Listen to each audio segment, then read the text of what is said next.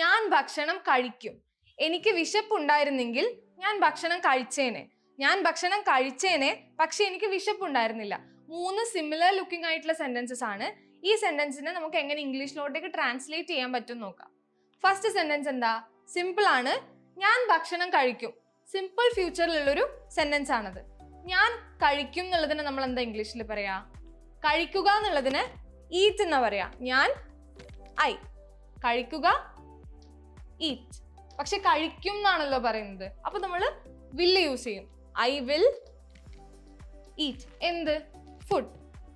ഞാൻ ഭക്ഷണം കഴിക്കും. I will eat food. എനിക്ക് വിശപ്പുണ്ടായിരുന്നെങ്കിൽ ഞാൻ ഭക്ഷണം കഴിച്ചേനെ. ഈ ഒരു സെന്റൻസിനെ നമുക്ക് രണ്ടായിട്ട് സ്പ്ലിറ്റ് ചെയ്യാം. ഞാൻ ഭക്ഷണം കഴിച്ചേനെ എന്നുള്ളതിന് നമ്മൾ എന്താ ഇംഗ്ലീഷിൽ പറയാ? I would eat food. I would eat food.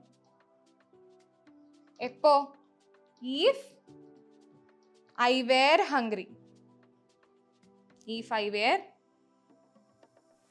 Hungry. വിശപ്പ് ഉണ്ടായിരുന്നെങ്കിൽ ഞാൻ കഴിച്ചേനെ എന്നാണ് പറയുന്നത്. അതുപോലെ ഇതൊരു ഇമാജിനറി ആയിട്ടുള്ള ഒരു സിറ്റുവേഷൻ ആണ്. ഞാൻ കഴിച്ചിട്ടില്ല ഭക്ഷണം, ഞാൻ ഭക്ഷണം കഴിച്ചേനെ, വിശപ്പ് ഉണ്ടായിരുന്നെങ്കിൽ എന്നാണ് പറയുന്നത്. അപ്പൊ ഇങ്ങനെ ഒരു സംഭവം നടന്നിട്ടില്ല, ഇമാജിനറി ആണ്. അതുകൊണ്ട് തന്നെ നമ്മൾ ഐന്റെ കൂടെ വാസ് അല്ല യൂസ് ചെയ്യുന്നത്, വേർ ആണ് യൂസ് ചെയ്യുന്നത്. ആ ഒരു കാര്യം ശ്രദ്ധിക്കുക. ഞാൻ ഭക്ഷണം കഴിച്ചേനെ, പക്ഷെ എനിക്ക് വിശപ്പ് ഉണ്ടായിരുന്നില്ല. ഇതിനെ നമ്മൾ എങ്ങനെ ഇംഗ്ലീഷിലോട്ട് കൺവേർട്ട് ചെയ്യും? പാസ്റ്റിലുള്ള ഒരു സെന്റൻസ് ആണ്. ഞാൻ ഭക്ഷണം കഴിച്ചേനെ, പക്ഷെ എനിക്ക് വിശപ്പ് ഉണ്ടായിരുന്നില്ല. കഴിഞ്ഞൊരു കാര്യമാണ് പറയുന്നത്. I would have eaten food. ഞാൻ ഭക്ഷണം കഴിച്ചേനെ, പക്ഷേ ബട്ട്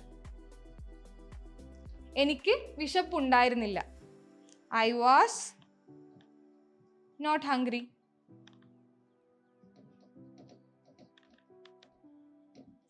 ഞാൻ ഭക്ഷണം കഴിച്ചേനെ, പക്ഷെ എനിക്ക് വിശപ്പുണ്ടായിരുന്നില്ല.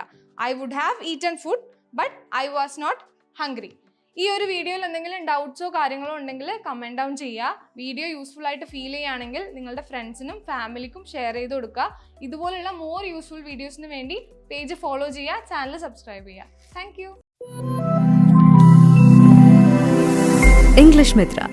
Stop worrying, start learning.